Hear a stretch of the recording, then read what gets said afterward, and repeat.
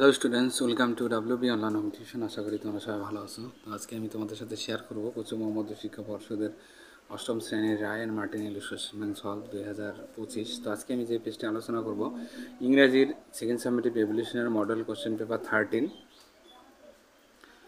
Ranaghat PC high school. তো page number হলো 245। তো পুরো কোশ্চেনটি আমরা অ্যান্সার সহ আলোচনা করব। তো যারা চ্যানেলটিতে নতুন আছো অবশ্যই চ্যানেলটিকে সাবস্ক্রাইব করবে এবং বন্ধুদের মধ্যে শেয়ার করবে। আর যাদের আগের বা পরের ভিডিওগুলি দেখতে চাও যারা, তো এই ভিডিওটি ডেসক্রিপশন বক্সে প্লেলিস্টের লিঙ্ক দেওয়া থাকবে, তো তোমরা সেখানে গিয়ে আগের বা পরের ভিডিওগুলি দেখে আসতে পারো। তো তাহলে আমরা এখন শুরু করব এই দাগের দ্য কারেক্ট অল্টারনেটিভ। সঠিক বিকল্পটি নির্বাচন করো। What name was given to the Prince Arthur. তো রাজপুত্রকে কি নাম দেওয়া হয়েছিল? আর্থার নাম দেওয়া হয়েছিল। What was the weather like when Merlin and Sir Ulfius met Sir actor.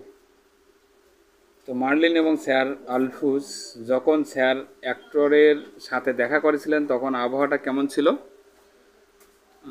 Cold and Windy, ঠান্ডা এবং বাতাসযুক্ত ছিল। এরপরে আলোচনা করবো আমরা বি দাগের। Answer the following question. Who were the two wished counselor of the King's Arthur Pendragon? তো রাজা আথার ও পেন্ডাগনের দুই জ্ঞানী পরামর্শদাতা কারা ছিলেন? তো the two wisest councillor were Merlin and Sir Ulfius. তো দুই জ্ঞানী পরামর্শদাতা ছিলেন মার্লিন এবং স্যার উলফিয়াস। আলফিউস বা উলফিয়াস, এটা উলফিয়াস। তো number 2, what instruction were given to sir actor regarding the upbringing of the baby.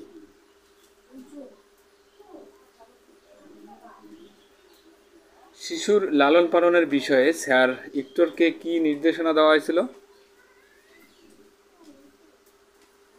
He was instructed to bring up the baby as his own and to name him Arthur.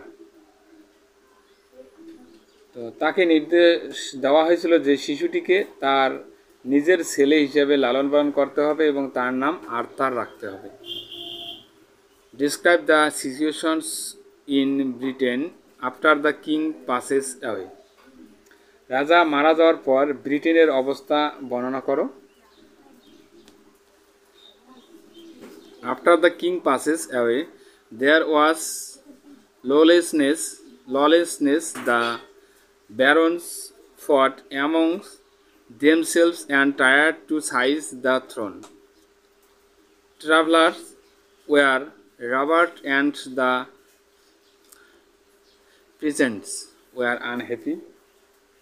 তো রাজা মারা যাওয়ার পর আর কি অনাচার শুরু হয় এবং ব্যারনরা কী করে নিজেদের মধ্যে যুদ্ধ করে সিংহাসন দখলের চেষ্টা করে তারা। যাত্রীরা ছিনতাই হয়েছিল এবং কৃষকরা অসুখী হয়েছিল। এরপরে দুই দাগের এখানে একটি পয়েম দেওয়া আছে, তো আমরা পয়েমটির কোশ্চেন অ্যান্সারগুলি এখন আলোচনা করব। পিক দ্য কারেক্ট অল্টারনেটিভ, তো সঠিক উত্তরটি নির্বাচন করব। The sea dog gnaws with his both, এখানে রাইট দ্য অ্যান্সার হবে সি, বোথ অ্যান্ড। তো সমুদ্রের কুকুর তার সাথে কুচকে যায় আর কি, এটা উভয় হবে। এ বি দুটাই সঠিক হবে। ক্লাসিং টিথ আর হলো shaggy jaws. Which adjectives has been use in the poem to describe the paws of the sea dog. সমুদ্রের কুকুরের পাঞ্জা বর্ণনা করার জন্য কবিতায় কোন বিশেষণ ব্যবহার করা হয়েছে এখানে? তো গ্রেজি মানে চর্বিযুক্ত। এরপরে আলোচনা করব বি দাগের। এখানে রাইট টি ফর টু মানে ফার্স্ট টিএফ বসাবো, তার সাথে সাবঅর্ডিনেট স্টেটমেন্ট লিখব। The sea dog moans stone for hour. সমুদ্র কুকুর ঘন্টার পর ঘন্টা পাথর খায়, এটা অবশ্য ট্রু হবে। He rolls on the beach all day hour upon hour be cans. সে সারাদিন সমুদ্র সৈকতে গড়াগড়ি খায় এবং ঘন্টার পর ঘন্টা সে কুচকেও যায়। এরপরে দেখো সি দাগের। Answer the following question. Who is the he in the poem.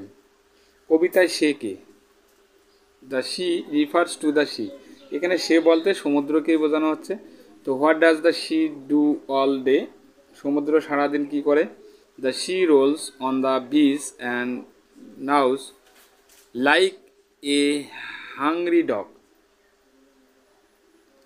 তো সমুদ্র সৈকতে ঘূর্ণমান এবং ক্ষুধার্ত কুকুরের মতো কুটকুট করে। এরপরে আলোচনা করব আনসিন। তো আনসিনটির আমরা কোশ্চেন আনসারগুলো এখন আলোচনা করব। এ দাগের Kalam was known as the missile man of India.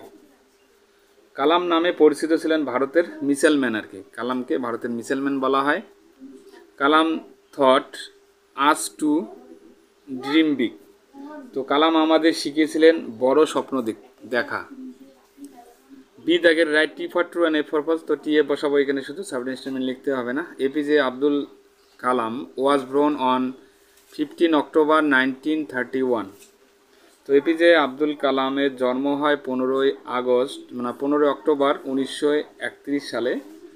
তো এটা অবশ্যই ট্রু হবে, টি লিখবো। He was the man behind the development of various spacecraft.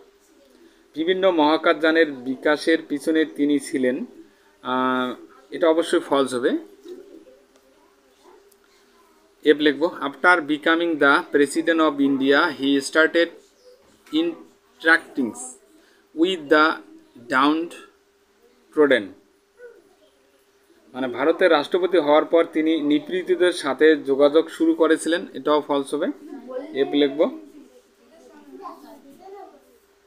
তো তিনি শিশু এবং যুবকদের সাথে যোগাযোগ করেছিলেন, এটা মানে সাবজেক্ট স্টেটমেন্টটা এরকম টাইপের হবে যে তিনি শিশু এবং যুবকদের সাথে যোগাযোগ করেছিলেন। এরপরে আলোচনা করব সি দাগের answer the following question. What does Kalam fond of? Kalam কিসের প্রতি অনুরাগী ছিলেন? The he was fond of music and spiritual text like the Quran and the Gita. তিনি সঙ্গীত এবং কোরআন এবং গীতার মতো আধ্যাত্মিক গ্রন্থের প্রতি অনুরাগী ছিলেন। Write the names of the missiles মেনশনেড in the passage.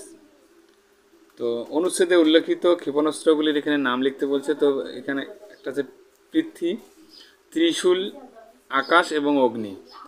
How did doctor Abdul Kalam connect with the youth of India after becoming the president? তো রাষ্ট্রপতি হওয়ার পর ডক্টর আব্দুল কালাম কিভাবে ভারতের যুব সমাজের সাথে যোগাযোগ করেছিলেন? He interacted with children and young people across the nation. তো তিনি সারা দেশে শিশু এবং যুবকদের সাথে যোগাযোগ করেছিলেন। এরপরে আলোচনা করব গ্রামার অ্যান্ড ভোকাবুলারি যে কোশ্চেনগুলি দেওয়া আছে। তো fill in the blanks with appropriate article and preposition. The students are advise to avoid by বসাবো এখানে, by the instruction if they fail to carry out the orders they will not be given the required permission to continue the course. তো পাশের দাগে choose the correct alternative from the brackets to fill in the blanks. তো এখানে ব্র্যাকেটের সঠিক উত্তরটি নির্বাচন করব এখানে।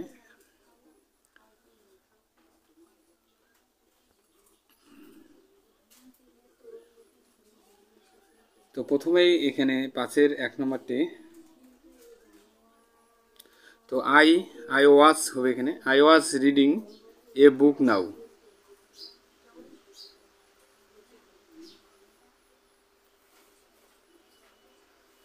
আই ওয়াজ হবে না, এখানে আই অ্যাম রিডিং হবে। I am reading a book now. The passengers of the trains were হবে wise sleeping when the accident occurred.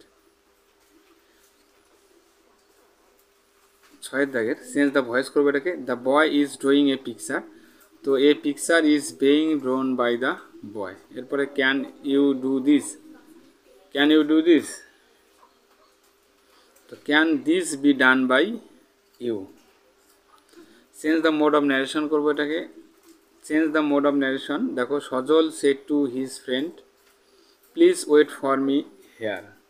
সজল তার বন্ধুকে বলল আর কি, দয়া করে এখানে আমার জন্য অপেক্ষা করো আর কি। তো Sajal request his friend to wait for him দেয়ার।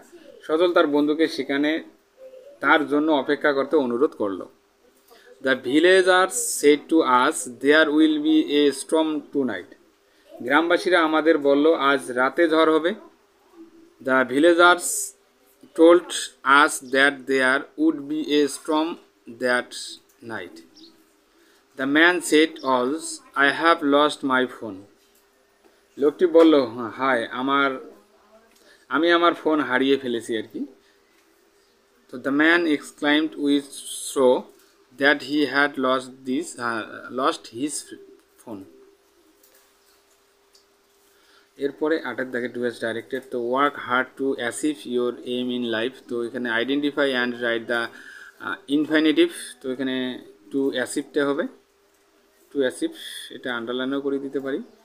তো I do not know where he lives. তো আইডেন্টিফাই এটাও মেইন ক্লোজ করবো, আই ডু নট নো, এটা main clause. He return home when it was raining. তো আইডেন্টিফাই দ্য সাবঅর্ডিনেট ক্লোজ করবো এটাকে। তো when it was raining.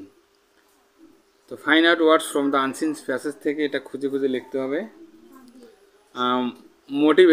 Motivating মানে প্রেরণাদায়ক আর কি। তো ইন্সপায়ারিং হবে এখানে, অনুপ্রেরণাদায়ক।